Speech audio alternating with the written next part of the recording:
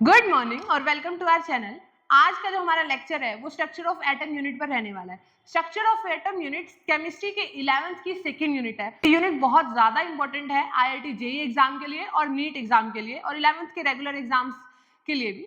अगर हम बात करते हैं क्यों इंपॉर्टेंट है, तो एक तो ये केमिस्ट्री के यूनिट को कवर करेगी और साथ साथ 12th में आने वाली मॉडर्न फिजिक्स की 3 यूनिट्स को कवर करेगी।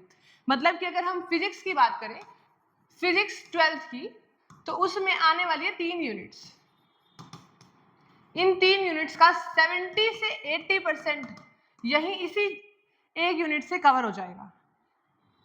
कैसे कि अगर आपने इस वीडियो के इस सीरीज के सारे लेक्चर्स कवर कर लिए तो आपके 11th की केमिस्ट्री की यूनिट 2 यानी स्ट्रक्चर ऑफ एटम के साथ साथ 12th में फिजिक्स में आने वाली 3 यूनिट्स का 70-80% सिलेबस कवर हो जाएगा।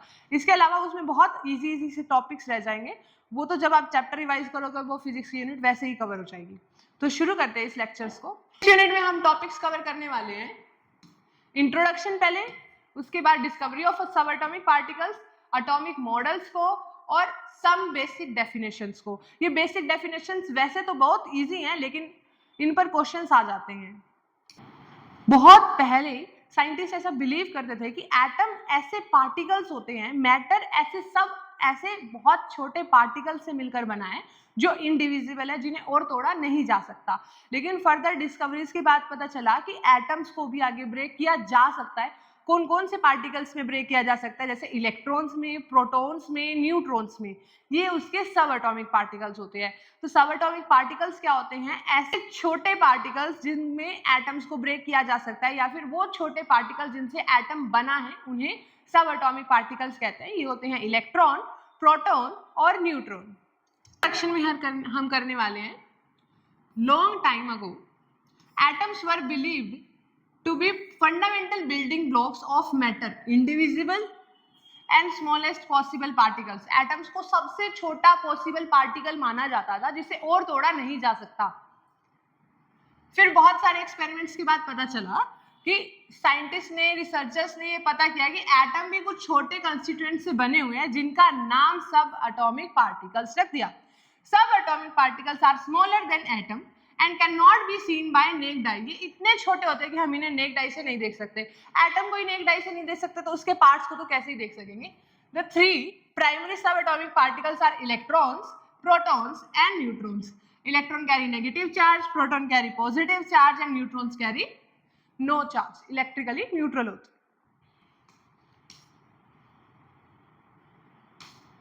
आगे बात करते हैं डिस्कवरी ऑफ इलेक्ट्रॉन्स की। तो in 19th century British scientist William Crook ने ये देखा कि जो गैसेस है वो बहुत पुअर कंडक्टर होती है इलेक्ट्रिसिटी की। तो फर्दर आगे एक्सपेरिमेंट करने के बाद उन्हें यह पता चला कि अगर हम लो प्रेशर और हाई वोल्टेज प्रोवाइड कर दें तो वो कंडक्ट करने लग जाती है इलेक्ट्रिसिटी को। जे थॉमसन ने इसके ऊपर एक्सपेरिमेंट किया जिसे हम कहते हैं cathode ray experiment. Cathode rays generate हुई थी उस ट्यूब में। इस तरह की इमेज थी जिसमें उसने ग्लास की ट्यूब ली थी, ये ग्लास की ट्यूब ली और यहाँ पे मेटल की प्लेट्स लगा रखी है, ये मेटल की प्लेट्स लगा रखी है और उसके बाद उसे इलेक्ट्रिसिटी से कनेक्ट कर रखा है। ये बैटरी है, इसे कनेक्ट कर रखा है, यहाँ से बैटरी के पॉजिटिव टर्मिनल से कनेक्ट कर रखा है, उसे एनोड कहा है। बैटरी के नेगेटिव टर्मिनल से कनेक्ट किया है, उसे कैथोड कहा है। उसके बाद उसमें वैक्यूम पंप लगाया हुआ है। वैक्यूम पंप क्या होता है? वैक्यूम पंप उसके अंदर वैक्यूम क्रिएट करता है। वहां पे प्रेशर ट्यूब में बहुत ही कम, इतना कम 0.0001 mm पर मर्करी लेवल कर दिया, यानी कि एक्सट्रीमली लो प्रेशर। और हमने अभी बात करी थी लो प्रेशर और हाई वोल्टेज पर। लो प्रेशर और हाई वोल्टेज पर गैसेस इलेक्ट्रिसिटी को कंडक्ट करती हैं। ये ग्लास ट्यूब बनाई है, ये ग्लास ट्यूब है, यहाँ पे वैक्यूम पंप को कनेक्ट कर रखा है। ऊपर करे नीचे करे कोई फर्क नहीं पड़ता, वैक्यूम पंप अपना काम ही करेगा। यहाँ पे मेटल प्लेट्स लगाई है, एक मेटल प्लेट, दो मेटल प्लेट। इसे बैटरी से कनेक्ट कर दिया। बैटरी से कनेक्ट करके जिस मेटल प्लेट को नेगेटिव टर्मिनल से कनेक्ट किया था उसका नाम हमने रख दिया कैथोड। और वहां से निकलने वाली जो रेज होंगी, अभी एक्सपेरिमेंट किया उसने तो वहां से कुछ रेज निकली, उनका नाम रख दिया कैथोड रेज। तो देखते हैं ग्लास ट्यूब, पहले तो सेटअप देखते हैं। ग्लास ट्यूब, मेटल प्लेट्स लगा दी, मेटल प्लेट्स को बैटरी से कनेक्ट कर दिया, बैटरी की वोल्टेज हाई रखी, लगभग 10,000 वोल्ट के आसपास उसने वोल्टेज ली थी, यानी कि हाई वोल्टेज ली। उसके बाद लो प्रेशर पर एक्सट्रीमली वैक्यूम पंप लगाया, तो एक्सट्रीमली लो प्रेशर पर यहाँ पे गैस फिल की हुई है। गैस कैसी है? इनर्ट गैस है, मतलब ऐसी गैस जो रिएक्ट नहीं करेगी। उसके बाद उसने ऑब्जर्व किया कि जैसे ही कनेक्ट किया बैटरी को, स्विच को ऑन किया, तो यहाँ से कुछ रेज इस डायरेक्शन में जा रही है और उसे यहाँ पे ग्लो नजर आया, कुछ ग्लो नजर आया, इसलिए इमेज लगाई है ताकि सब समझ में आ जाए। तो ये ग्लो नजर आया। फिर फर्दर उसे बहुत डिटेल में, बहुत अलग अलग तरह से एक्सपेरिमेंट करके उसने देखा कि ये तो कुछ पार्टिकल्स हैं जो रेज की तरह नेगेटिव टर्मिनल से पॉजिटिव टर्मिनल में जा रहे हैं, तो जिसे हम कैथोड रेज कह देते हैं, क्योंकि ये बैटरी के नेगेटिव टर्मिनल से पॉजिटिव टर्मिनल की तरफ जा रहे हैं। जो भी चीज नेगेटिव से पॉजिटिव की तरफ जा रही होती है तो वो खुद कैसी होती है? वो नेगेटिव होती है। जो पॉजिटिव की तरफ जाए वो नेगेटिव होती है। अब ऑब्जर्वेशन की बात करते हैं, तो क्या क्या ऑब्जर्वेशंस की थी? सबसे पहले तो उसने ट्यूब के अंदर, बिल्कुल वही सेम सेटअप है, नीचे बैटरी और वो सब अब बस लगा के नहीं दिखाए हुए, सेटअप सेम। यहाँ पे कैथोड रेज से रेज निकली, तो यहाँ पे एक चीज लगा दी, कोई मेटल क्रॉस लगा दिया, और उसने ऑब्जर्व किया कि पीछे की तरफ क्या बन रही है? शेडो बन रही है। From cathode and move towards anode, cathode rays cathode से ओरिजिनेट हो रही है और एनोड की तरफ जा रही है। और तो साइंटिस्ट ने यहाँ पर फोस्फोरेसेंट मटेरियल लगाया, ग्लोइंग मटेरियल होता है, फ्लोरेसेंट हो या फोस्फोरेसेंट हो, ये ग्लोइंग मटेरियल होते हैं। They are visible only when they strike phosphorescent material, creating a greenish yellow glow. तो greenish yellow glow को create करते हैं। In an electric field, the ray are deflected toward the positive plate and repelled by the negative plate. अगर हम इसे electric field में लगा देते हैं तो ऑब्वियसली ये नेगेटिव चार्ज पार्टिकल है। अगर यहाँ पे इलेक्ट्रिक प्लेट लगा दी है, यहाँ पे इलेक्ट्रिक प्लेट लगा दी हमने, यहाँ पे पॉजिटिव लगा दी प्लेट, यहाँ नेगेटिव लगा दी, प्लेट को बैटरी से कनेक्ट किया हुआ है, इसलिए ये पॉजिटिव और नेगेटिव है। तो यहाँ से नेगेटिव चार्ज पार्टिकल्स निकलेंगे। नेगेटिव है तो किसकी तरफ जाना चाहेंगे? पॉजिटिव की तरफ। तो अगर ये पॉजिटिव की तरफ डिफ्लेक्ट कर जाते हैं, जिससे ये प्रूव हो जाता है कि ये नेगेटिवली चार्ज पार्टिकल्स होते हैं। उसके बाद अगर हम चेक करें तो cathode ray produce X ray when strikes metal surface, यानी कि यहाँ पे अगर इसे हटा के मेटल का सरफेस लगा दिया जाता, कोई मेटल की प्लेट लगा दी जाती, तो यहाँ पे जब ये कैथोड रे स्ट्राइक करती तो कुछ रेज निकलती, उन रेज को एक्स रे कहा जाता है, एक्स रेज प्रोड्यूस करती है। दे कैन पेनिट्रेट मैटर, ये मैटर को पेनिट्रेट कर सकती है। ये सारी ऑब्जर्वेशंस थी जिसके बेसिस पे कंफर्म किए प्रॉपर्टीज ऑफ कैथोड रेज को। तो पहली प्रॉपर्टी क्या है? Cathode ray can travel in straight line. Cathode ray straight line में ट्रेवल करती है। कैसे प्रूफ हुआ? क्योंकि जब उन्होंने ट्यूब ली थी तो ट्यूब के बीच में जब उन्होंने कुछ भी मेटल क्रॉस लगाया, साइंटिस्ट ने मेटल क्रॉस लगाया, यहाँ से रेज निकली, तो रेज स्ट्रेट लाइन में ट्रेवल करती है, इसलिए उसकी पीछे शेडो बनी थी मेटल क्रॉस की, कुछ इस तरह से। It show heating effect when focused metal foil, ये हीटिंग इफेक्ट प्रोड्यूस करती है। अगर कैथोड रे को फोकस कर दिया जाए मेटल पर, तो यहाँ पे जो कैथोड रे स्ट्राइक करेंगी मेटल पर, तो वहां से एक्स रेज तो निकलेंगी, साथ में वो मेटल भी गर्म हो जाएगा, वो पूरी डिस्चार्ज ट्यूब गर्म हो जाएगी, जिससे पता चला कि एक हीटिंग इफेक्ट प्रोड्यूस करती है। It consist of material particles indicated rotating paddle wheel. इसे कैसे समझते हैं? उस साइंटिस्ट ने यहाँ पे इस तरह से बैटरी से कनेक्ट किया था, बीच में व्हील लगा दिया, रोटेटिंग व्हील, और यहां से मटेरियल्स गए तो उन्होंने व्हील को रोटेट कर दिया। बहुत लाइट वेट पैडल व्हील था, तो अगर वहां पे मटेरियल पार्टिकल्स आके स्ट्राइक करते हैं तो वो व्हील रोटेट होना स्टार्ट हो जाता है, जिससे ये पता चलेगा कि ये कोई चीज है, कोई पार्टिकल है जो जाके वहां पे टकरा रहा है। अगली प्रॉपर्टी पे चलते हैं। It carries negative charge. मैंने अभी बताया था, इलेक्ट्रिक फील्ड लगाकर देखी, पॉजिटिव प्लेट नेगेटिव प्लेट लगाकर देखी, तो ये जो पार्टिकल्स हैं वो पॉजिटिव की तरफ डिफ्लेक्ट कर गए। पॉजिटिव प्लेट नीचे लगा दी, नेगेटिव प्लेट ऊपर लगा दी, तो इन्हें जाना तो सीधा चाहिए था अगर ये न्यूट्रल होते, लेकिन ये नेगेटिवली चार्ज पार्टिकल्स थे। कैसे पता चला? क्योंकि ये पॉजिटिव की तरफ डिफ्लेक्ट कर गए थे। इट कैरीज नेगेटिव चार्ज, क्योंकि अगर हम इन्हें मैग्नेटिक फील्ड में प्लेस कर दें, मतलब ये पूरा सेटअप पर मैग्नेटिक फील्ड लगा दे, एक तरफ नॉर्थ पोल एक तरफ साउथ पोल अप्लाई कर दे, तो ये उसी डायरेक्शन में डिफ्लेक्ट करेंगी जिस डायरेक्शन में कोई भी नेगेटिवली चार्ज पार्टिकल डिफ्लेक्ट करता है, एक्सपेक्टेड डायरेक्शन में ही डिफ्लेक्ट करेंगी। ये जो कैथोड रे एक्सपेरिमेंट है, इसमें ये जो नेगेटिवली चार्ज पार्टिकल्स हैं, फर्दर स्टडी के बाद इन्हें इलेक्ट्रॉन्स बोला गया, और इस पूरे कैथोड रे एक्सपेरिमेंट से चार्ज बाय मास का रेशियो पता कर लिया गया कि कितना चार्ज और कितना मास का रेशियो बनता है, वो पता कर लिया। पता करके अभी उससे आगे पढ़ेंगे। इसके बाद पहले हम मिलिकन ऑयल ड्रॉप एक्सपेरिमेंट को पढ़ लेते हैं, उसके बाद हम पढ़ेंगे चार्ज बाय मास रेशियो कितना था, अगले एक्सपेरिमेंट से हमने क्या पता किया और इन कंक्लूजन हमने क्या निकाला है। चार्ज और इलेक्ट्रॉन पता किया था मिलिकन नाम के साइंटिस्ट ने ऑयल ड्रॉप एक्सपेरिमेंट से। कैसे?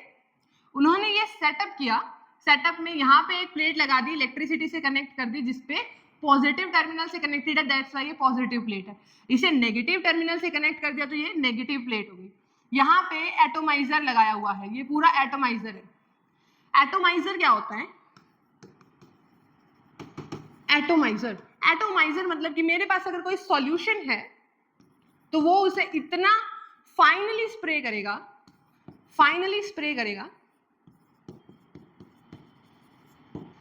कि वो ऑलमोस्ट एटम जितने पार्टिकल्स में स्प्रे कर देगा। मतलब कि मैं ये कहना चाह रही हूँ कि यहाँ पे जो उसने ड्रॉप्स स्प्रे करी है एटोमाइजर ने, वो ऑलमोस्ट एटम, एक एटम, दो एटम, चार एटम जितनी साइज की होंगी, बड़े बड़े मैटर जितने साइज की नहीं होगी, बहुत फाइनली स्प्रे करेगा।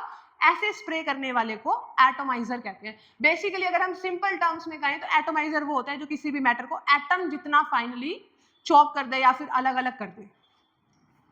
तो ये एटोमाइजर है, इसके अंदर ऑयल डाला हुआ है, यहाँ पे ये ऑयल है। ऑयल को इस पे पंप करके यहाँ पे स्प्रे किया है, तो ये oil spread fine droplets, oil को फाइन ड्रॉपलेट्स की फॉर्म में स्प्रे करने का काम कर रहा है एटोमाइजर। इस पूरे पोर्शन को बोलेंगे एटोमाइजर। उसके बाद यहाँ पे एक होल दिया है जहां से कुछ रेज आ रही है, ये रेज हैं एक्स रेज, जो कि क्या करेंगी? चार्ज कर देंगी। एक्स रे स्ट्राइक करेंगी इस ऑयल ड्रॉपलेट के साथ और इसे चार्ज कर देंगे, इसलिए लगाई है ये एक्स रेज। यहाँ पे एक होल छोड़ा हुआ है कि जो भी ऑयल की ड्रॉपलेट्स आई है वो यहाँ से नीचे जा सके। चार्ज ऑयल ड्रॉपलेट्स कैसे कहा है? क्योंकि जब भी ऑयल ड्रॉपलेट यहाँ पे आएगी, यहाँ पे मेटल का प्लेट लगी हुई है पॉजिटिव, यहाँ पे नेगेटिव प्लेट लगी हुई है, यहाँ पे एक्सरे से स्ट्राइक कर रहा है, तो एक्सरे स्ट्राइक करने की वजह से ये चार्ज पार्टिकल्स की तरह बिहेव करेगी। और जो भी एक्सपेरिमेंट होगा उसे यहाँ टेलीस्कोपिक आई पीस से देख लेंगे। ये तो सेटअप था, ये काम कैसे करता है इस पे देखते हैं। एटोमाइजर से स्प्रे करेंगे ऑयल ड्रॉप पार्टिकल्स को, फाइन ड्रॉपलेट्स में स्प्रे हो जाएगा, इस होल से वो ड्रॉपलेट्स नीचे की तरफ आएंगे। इलेक्ट्रिसिटी लगी हुई है, यहाँ पे पॉजिटिव प्लेट है, यहाँ पे नेगेटिव प्लेट है, यहाँ पे एक्स रे स्ट्राइक कर रही है इन पार्टिकल से। ये एक्सपेरिमेंट सेटअप को यहां समझ सकते हैं, देखो oil passes through the atomiser, atomiser से ऑयल पास करेगा from where it can come in tiny drops, जहां से ये टाइनी ड्रॉप्स की फॉर्म में आ जाएगा।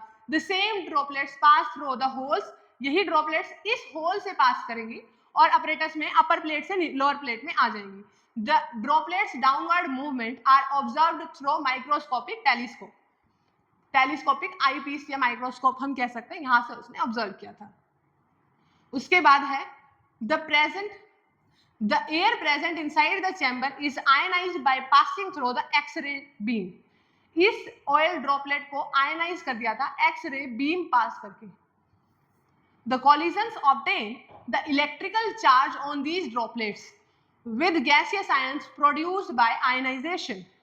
उसके बाद the electric field setup, electric field setup कर दिया था motion of oil droplets, charge oil droplets को ऑब्जर्व करने के लिए पॉजिटिव प्लेट और नेगेटिव प्लेट को सेटअप किया था। उसके बाद अब जो ग्रेविटी है वो ऑयल ड्रॉपलेट को डाउनवर्ड पुश करेगी, खींचेगी नीचे की तरफ, और इलेक्ट्रिक फील्ड है क्योंकि हमने पॉजिटिव प्लेट ऊपर की तरफ लगाई थी, तो जो यहाँ पे ड्रॉपलेट आएगी उसे ग्रेविटी नीचे की तरफ खींचेगी, और जो पॉजिटिव प्लेट है नेगेटिव को पॉजिटिव अट्रैक्ट करता है तो वो उसे ऊपर की तरफ खींचेगी। Also the electric field strength is regulated so that all the droplets reach an equilibrium position with the gravity। एक इक्विलिब्रियम पोजीशन आ जाएगी कि जिसमें ग्रेविटी तो उसे नीचे की तरफ खींच रही है और ऊपर लगी हुई पॉजिटिव प्लेट उसे ऊपर की तरफ अट्रैक्ट कर रहा है। द चार्ज ऑन ड्रॉपलेट, इस चार्ज को हम इक्विलिब्रियम से कैलकुलेट कर सकते हैं। उस साइंटिस्ट ने, मिलिगन नाम के साइंटिस्ट ने इसे इक्विलिब्रियम से कैलकुलेट किया, विच depend on the mass of the droplet, जो ड्रॉपलेट के मास पर डिपेंड करता है और स्ट्रेंथ ऑफ इलेक्ट्रिक फील्ड पर डिपेंड करता है। कंक्लूजन क्या था? The charge for any droplet, जो चार्ज है वो हमेशा इंटीग्रल मल्टीपल होगा 1.6 इंटू 10⁻19 से। मतलब कि जो भी चार्ज आएगा वो e की पावर, e का मल्टीपल होगा n। n यहाँ पे कोई भी इंटीजर हो सकता है, और e की वैल्यू फिक्स होती है, जो होती है 1.6 इंटू 10⁻19 कूलम। तो कोई भी चार्ज की जो भी वैल्यू आएगी वो इसकी मल्टीपल आएगी, यानी 1 होगा या 2 मल्टीप्लाई करेंगे या 3 मल्टीप्लाई करेंगे, मल्टीपल वैल्यू होगी। हाँ, ये रहा Q is equal to N। बात करते हैं कैथोड रे एक्सपेरिमेंट से हमने जो charge by mass ratio observe किया था वो था 1.7 इंटू 10⁻11 कूलम पर ग्राम। 1 ग्राम के लिए बात की थी, मास की यूनिट ग्राम आई थी, चार्ज की यूनिट कूलम थी, तो 1.75 into 10⁻11 coulomb per gram. Charge Millikan oil droplet experiment में बताया था 1 माइनस नेगेटिव था इसलिए माइनस 1.6 इंटू 10⁻19 कूलम चार्ज। तो हमारे पास C बाय M की वैल्यू है, और जिसके अंदर हमारे पास C यानी चार्ज की वैल्यू भी है। C बाय M कितना होता है 1.75 इंटू 10⁻11 कूलम पर ग्राम, जिसके अंदर C की वैल्यू भी हमें पता है। तो C की वैल्यू कितनी है -1.6 into 10⁻11 divide by M is equal to 1.75 into 10⁻11 coulomb per gram. यहाँ पे भी कूलम है, यहाँ से भी कूलम है, यूनिट से यूनिट कैंसिल हो जाएगी, मास की वैल्यू निकाल सकते हैं। यहाँ से मास को वहां भेज देंगे, इसको यहाँ डिवाइड में ले आएंगे और यहाँ से मास की वैल्यू आ जाएगी 9.1 into 10⁻28 gram. Mass of electron पता चल गया, इलेक्ट्रॉन का चार्ज बता दिया था। इलेक्ट्रॉन का चार्ज कौन से एक्सपेरिमेंट से पता चला? मिलिकन ऑयल ड्रॉप एक्सपेरिमेंट से। मास पता चल गया 9.1 इंटू 10⁻28 ग्राम से, और चार्ज बाय मास रेशियो पता चल गया था कैथोड रे एक्सपेरिमेंट से। अब एक क्वेश्चन सॉल्व कर लेते हैं, बहुत सिंपल सा क्वेश्चन है। An oil drop has 6.39 into 10⁻19 coulomb charge. How many electron does the oil drop has? तो यानी कि Q की वैल्यू आपको गिवन है 6.39 into 10⁻19 कूलम, और आपसे पूछेगा कितने इलेक्ट्रॉन्स हैं ऑयल ड्रॉप, जो भी ऑयल ड्रॉप है उसके अंदर। तो Q का फॉर्मूला हमें पता होता है, Q is equal to N। Q की वैल्यू हमें गिवन है, E की वैल्यू हमें पता होती है 1.6 इंटू 10⁻19 कूलम, और यहाँ से पता चल जाएगा N की वैल्यू। N की वैल्यू ही नंबर ऑफ इलेक्ट्रॉन्स है जो कि ऑयल ड्रॉप एक्सपेरिमेंट में होते, नंबर ऑफ इलेक्ट्रॉन्स। तो N is equal to Q by E।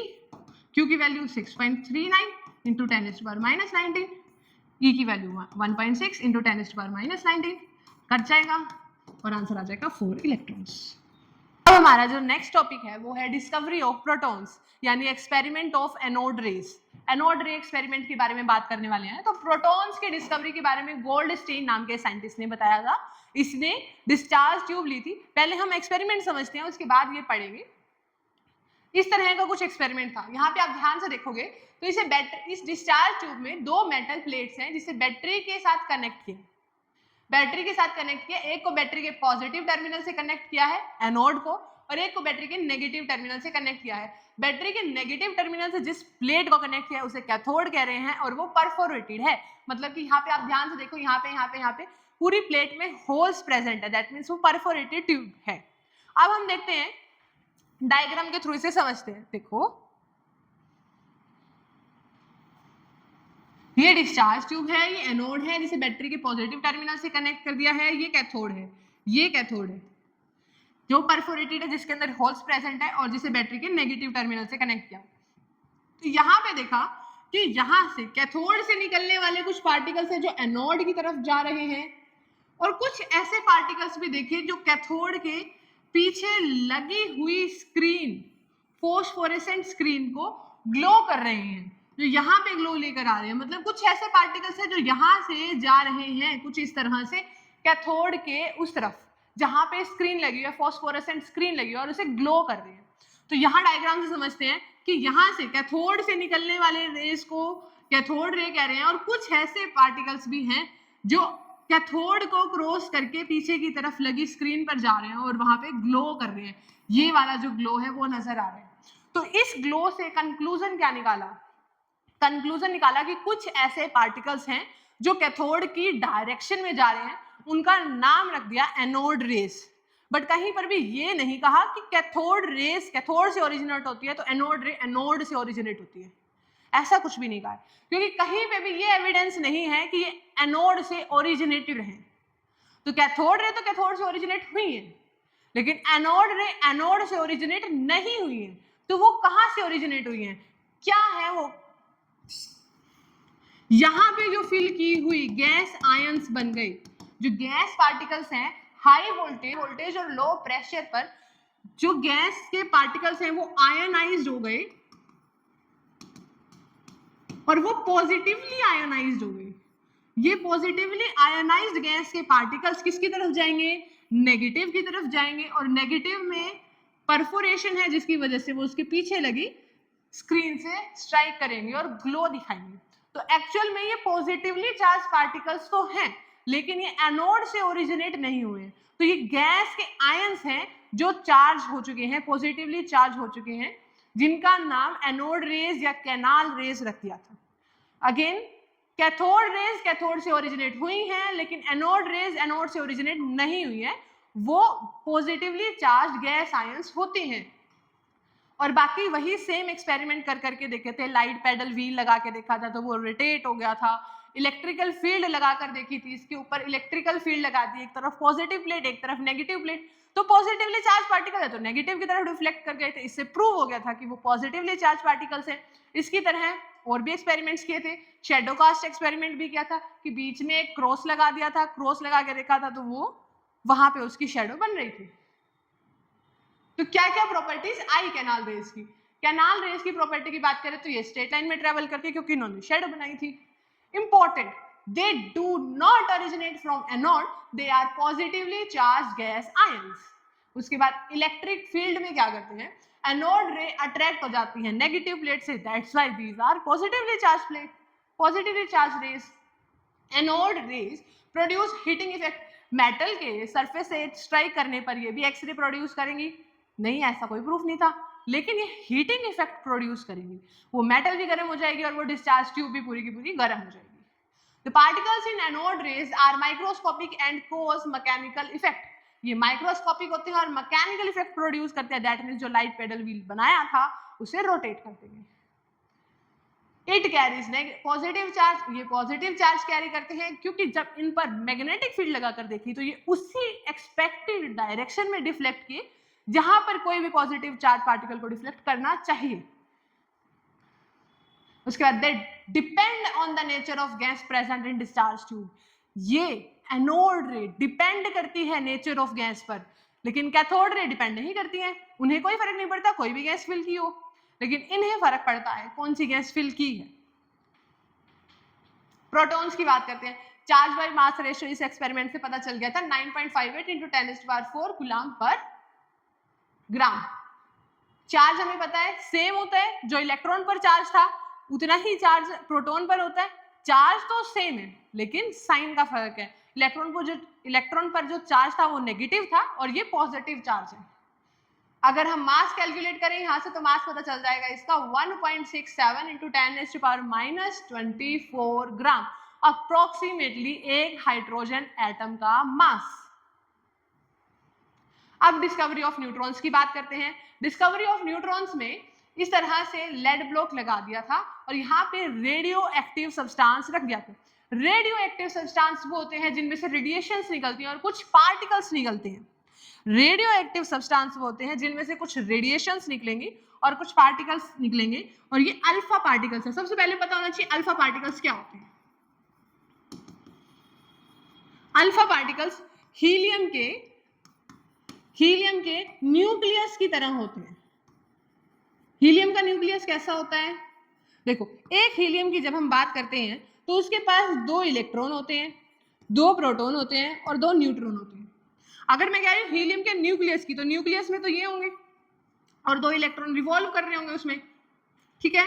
तो अगर मैं बात कर रही हूँ हीलियम के न्यूक्लियस की, अल्फा पार्टिकल हीलियम के न्यूक्लियस की तरह होते हैं, यानी कि उनमें क्या नहीं होता, 2 इलेक्ट्रॉन्स नहीं होते, यानी कि He2 पॉजिटिव की तरह होते हैं।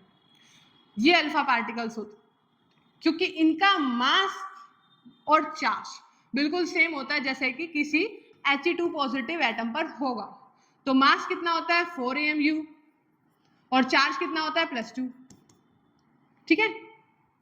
तो ये अल्फा पार्टिकल्स को यहाँ से रेडिएट किया था, रिलीज किया था। यहाँ पे बेरिलियम की प्लेट लगाई हुई है, यहाँ पे पैराफिन लगाया हुआ है, पैराफिन वैक्स होती है, और यहाँ पे डिटेक्टर लगाया हुआ है। ये पूरा एक्सपेरिमेंट किया तो यहाँ पे देखा कि जैसे ही अल्फा पार्टिकल्स बेरिलियम के साथ स्ट्राइक कर रहे हैं तो यहाँ पर जो रिलीज हो रहा है उसके साथ साथ यहाँ पे न्यूट्रॉन्स भी रिलीज हो रहे हैं। इसे आगे समझते हैं अगली स्लाइड में। जेम्स चैडविक नाम के साइंटिस्ट ने डिस्कवर किए थे। James Chadwick discovered the neutrons in 1932. Chadwick bombarded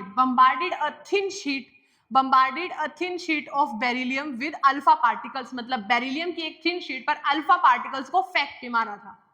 bombarded beryllium with alpha particles and observed the emission of a neutron particle with a mass slightly greater than that of proton. मतलब कि इसमें ये पता चला था कि कुछ ऐसे पार्टिकल्स रिलीज हुए हैं जिनका मास बहुत थोड़ा सा ही ज्यादा है प्रोटॉन के मास से, ये पता चल गया था। चैडविक नाम के साइंटिस्ट ने डिस्कवरी की थी और क्या क्या कैरेक्टर बताया था। न्यूट्रॉन्स पर कोई भी चार्ज नहीं होता, ना तो ये पॉजिटिवली चार्ज होते हैं ना ही ये नेगेटिवली चार्ज पार्टिकल्स होते हैं, अनअफेक्टेड रहे थे। जब इन पर इलेक्ट्रिक फील्ड लगा दी तो भी ये सीधे सीधे चले गए, किसी भी प्लेट की तरफ अट्रैक्ट नहीं हुए। मैग्नेटिक फील्ड लगाए तो भी किसी भी प्लेट की तरफ अट्रैक्ट नहीं हुए, सीधे सीधे चले गए थे। दैट मीन्स इन पर कोई भी इफेक्ट मैग्नेटिक फील्ड का या फिर इलेक्ट्रिक फील्ड का नहीं पड़ा, जिससे ये पता चल गया कि ये न्यूट्रल्स होते हैं। न्यूट्रॉन्स इलेक्ट्रिकली न्यूट्रल होते हैं। The mass of neutron is slightly greater than that of proton. Neutron का मास स्लाइटली ग्रेटर होता है प्रोटॉन के मास से। बेरिलियम का ये जो है ये Z है, Z होता है एटॉमिक नंबर, Z होता है एटॉमिक नंबर। तो बेरिलियम का एटॉमिक नंबर 4 है, दैट मीन्स एटॉमिक नंबर 4 है, यानी कि उसके पास नंबर ऑफ प्रोटॉन्स 4 है। और यहाँ पे इसका मास कितना है? इसका मास 9 है, दैट मीन्स इसके पास number of protons plus neutrons 9 है। प्रोटॉन्स 4 है तो बाकी बचे हुए 5 इसमें क्या होंगे?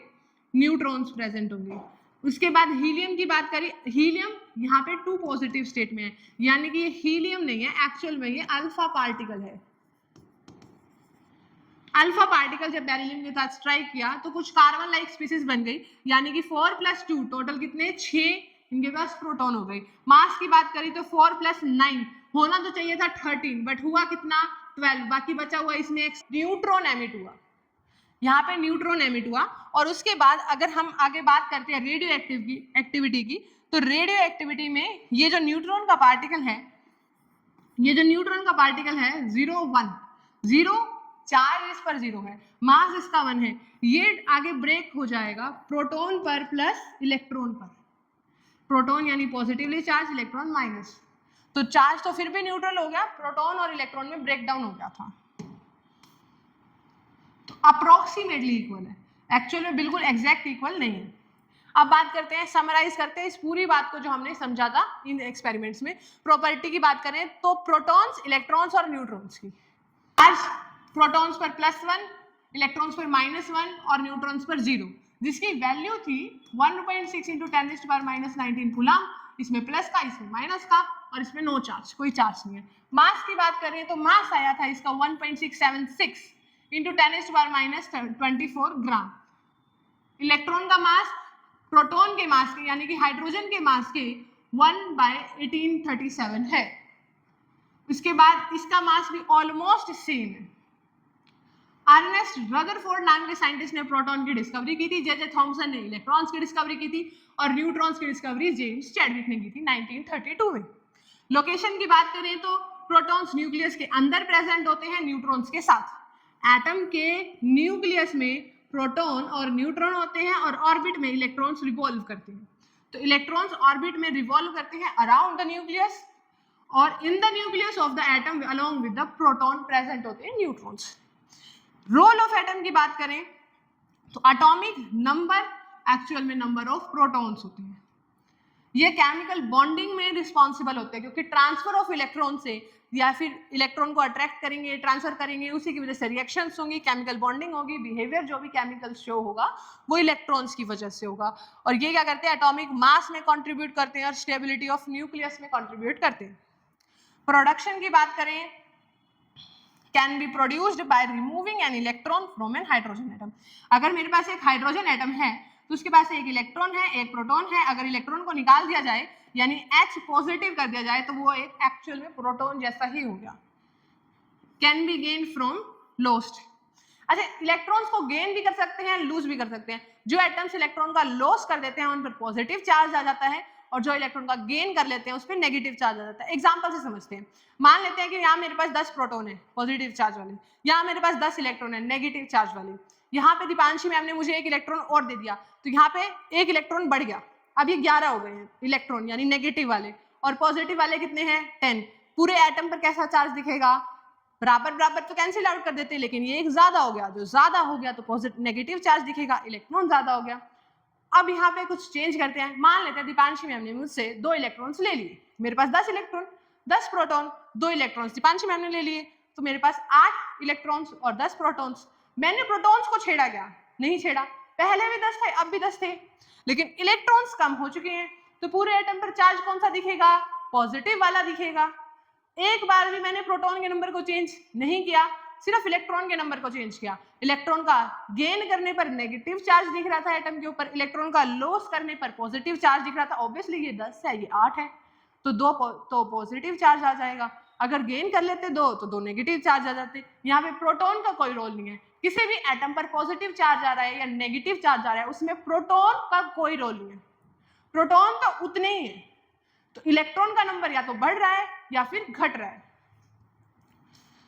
चार्ज की बात करते हैं तो ये वैल्यू दी हुई है चार्ज की, प्लस 1.6 इंटू 10⁻⁻19 माइनस 1.6 इंटू 10⁻⁻19। इस पर कोई चार्ज नहीं है, कूलाम चार्ज की यूनिट होती है। आज के लेक्चर में इतना ही, बाकी सारे जो टॉपिक्स हैं जो मैंने इंट्रोडक्शन के टाइम पे दिखाए थे और आगे आने वाले जो भी टॉपिक्स हैं वो सब के सब नेक्स्ट लेक्चर्स में आएंगे।